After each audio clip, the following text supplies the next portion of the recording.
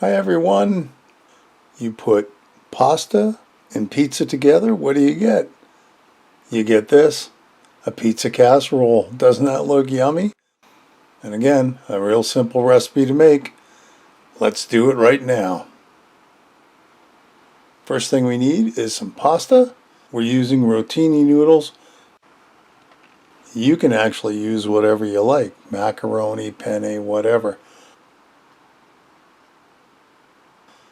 I've got a pot on the boil, a little bit of salt.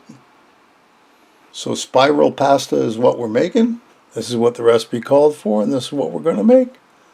About a half a bag, a pound worth of pasta should do. Fills up that pot quite nicely when it's done. Give it about 12 minutes.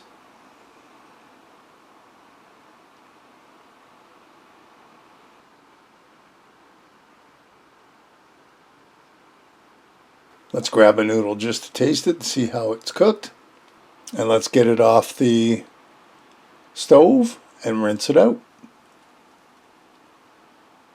There, just like that. So you can see how much it actually makes. We're going to put it in a lasagna tin, and then you can really see how much is in there. So here's our lasagna tin, ungreased, believe it or not. There you go. So it's about 2/3 full, and we still have our sauce to make. Into a frying pan, a little bit of olive oil, maybe a tablespoon. We chopped up, that's about a cup-ish of onions and a cup-ish of red peppers. I just didn't have any green on, so that's what we're using. Sweat them down. We're not going to cook them all the way, but we're going to cook them till the onions turn translucent and they all soften up. We're going to get that back into a container because, well, we need to use the pan still. We're not done.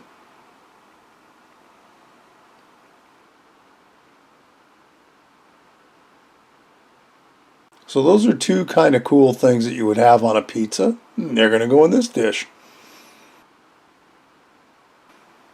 So here's a pound of ground beef that it's thawed out of my freezer. Plop her in. Mush it around with the spoon, which I have great difficulty with. Why I didn't get my wooden spatula, I'm not really sure. We also have a pound of ground pork. We're only going to use half of it. You can substitute whatever kind of pork you actually want to use. This has got a little bit of flavor to it because it's breakfast pork sausage. Yummy. But we're only using a half pound. You want to use a full pound? Go ahead. I think it would have been kind of cool. This was plenty of meat actually too. By the time the recipe was done, well, we mush it all up, and of course you keep cooking and mushing down so you get all the meat broken down and cooked so it looks something like that. Now back into our pan goes our peppers and onions. Quick mix to get all that together. Now our sauce. That's 1 jar of pasta sauce, preferably without stuff in it. Mine had mushrooms. Not a big deal if you have it, but you don't need meat sauce because you're making it. But a good jar of pasta sauce, and this is 1 jar of pizza sauce, which is a smaller jar. It's 14 ounces, I think. Okay, let's get this all mixed together. Yummy, doesn't that look good? And that's our sauce for our pizza casserole. Now we've got to let it come up to a boil. And you can see it took like a minute and a half to get up to a boil. It was already in a hot pan. Give it a mix, turn the temperature down. Now we're going to let it sit and simmer for 10 minutes. And after 10 minutes, it's nice and steamy and yummy looking. So let's get it off the element and onto our casserole. Here's our noodles all covered up because they've been sitting here the whole time we've been making our sauce. So let's spoon on all the sauce. It's quite a bit actually.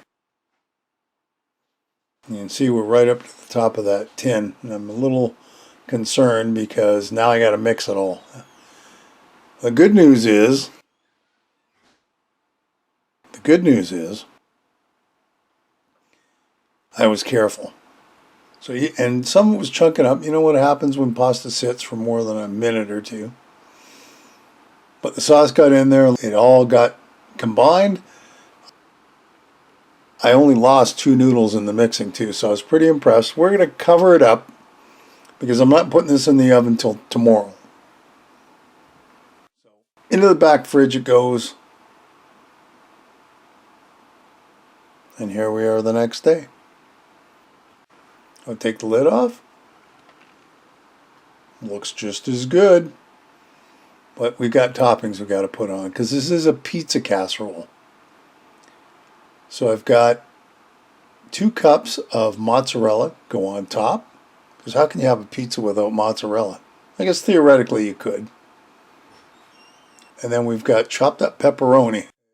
I had the round pepperoni, but I chopped it up into bite-sized pieces. Looks pretty good. At this point, if you want, you can sprinkle a little bit of Parmesan on or whatever. We got to get it in the oven. Now, it dawned on me this is a pretty heavy dish. So let's get out our baking sheet, put it underneath, so I'm not going to have a problem with it getting in and out of the oven.